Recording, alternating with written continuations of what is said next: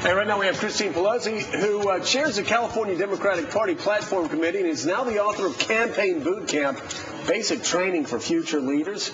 So good to see you. This is a time when younger people do get a little more engaged and older people that want to get involved in politics. Why did you write this book, Campaign Boot Camp?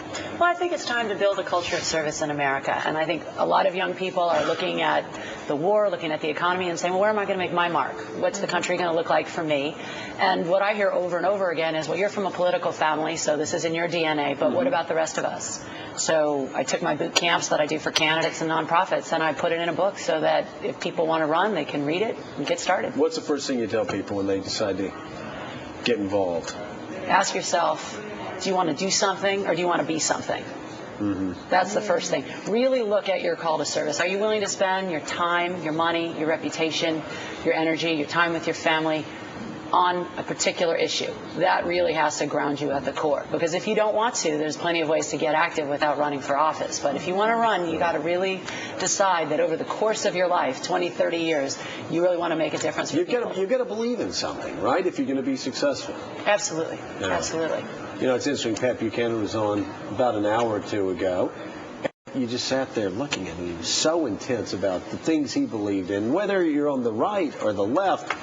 Now, people really connect with that. We talk about, we're talking about Ron Paul on the right. We talk about Dennis Kucinich on the left. He certainly has some really strong avid supporters. But in the end, it's all about believing in something, and people can pick that up, right? Absolutely. You have to be your own authentic self and be your own authentic self to everyone. I think a lot of people get involved in politics, and then they start to talk to different crowds, and it's hard not to be liked. It's hard to walk into a room and have people start disagreeing with you, and to hold your ground and stand your ground and say, no, I'm going to keep to my vision of the future. Listen to people, but stick with what I believe. You say, Pete, you have to ask yourself if you really want to do it. It seems like these days you ask yourself and you say, boy, I don't know if I want to go through that. Everything that's dug up about your personal life, it takes an exceptional person. You know, Joe, you've done it. But do you think some people are turned off or deterred from running for office because of what the process is like today?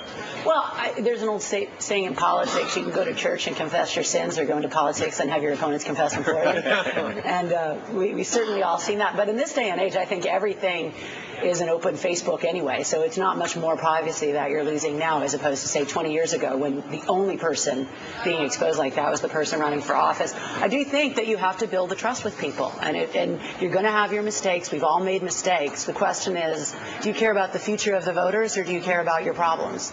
You know, they really don't care about most people's frailties. I think they care about their future, their kids, and the life that they want for them. And if you can just look past some of the negative scrutiny that you're going to face and go forward, I encourage people to run. I think it's a wonderful process, and it is negative, but having good friends who will stand by you and who believe in the things that you believe in will help you get through those rough patches. You know, you mentioned you're sort of responding to a need in our society in terms of people wanting to find out how they serve in some way and feeling perhaps called upon. This administration, past few years, people haven't been asked to sort of serve their country or to come forward. Do you think there's a candidate out there who can galvanize more of an engagement and perhaps inspire people to do exactly what you're talking about?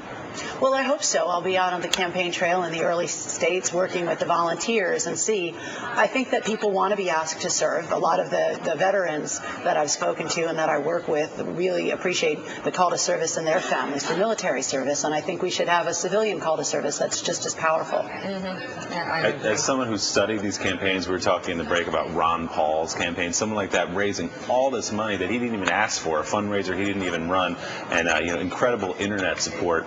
How have these campaigns changed a little bit since you've been watching them? Well, I think that, first of all, Hillary Clinton's campaign is certainly the juggernaut. I mean, that's really the gold standard of a campaign. They're on everything. She knows the country. She's so experienced that really, fairly or unfairly to everybody else, that's the standard by which everybody else is measured. And, of course, she's married to the best politician of our time. So, of course, that's going to be an advantage. On the Republican side, I would say it's really interesting to see what's happening with Giuliani. Joe, on your side of the aisle, here you have someone who disagrees on the social issues with your base, but they love him. Well, and the fascinating part is that evangelicals are at the front of the line. At least half of them I talk to say, yeah, we support him. It's strange, very strange. So is your mother glad that she became Speaker of the House, or does she wish she would have just remained a housewife in San Francisco after a year and a half of this hell? Oh, it is hell. This is a wonderful opportunity of service. She's really in her element, and she knows what she's doing. I'm so very proud of her. Well, great. Well, the book is Campaign Boot Camp by Christine Pelosi. And I'll tell you what, now you've done a service by writing this book, because all of us have to come up. I know you do. I always have. How do I get involved in politics? And this is dead on. You're exactly right. If you believe in a cause, and if you're willing to put it out on the line, if you get the right people around you, if you organize well, then you can win, and you can, especially if you run in Congress, you can win a grassroots campaign, right? Absolutely. And the advice here in the book is from everybody. There's Democrats, Republicans, independents, people from business, people from philanthropy. I really try to make it across the board so anybody could pick it up, read it, and run. All right. Very good. Thanks so much. Appreciate you being here. Thank you very much. Next time you come, we're going to ask about Barry Bonds. Oh, Joe. Stop it. Buzz. All right. We'll be right back with Courtney Hazlett.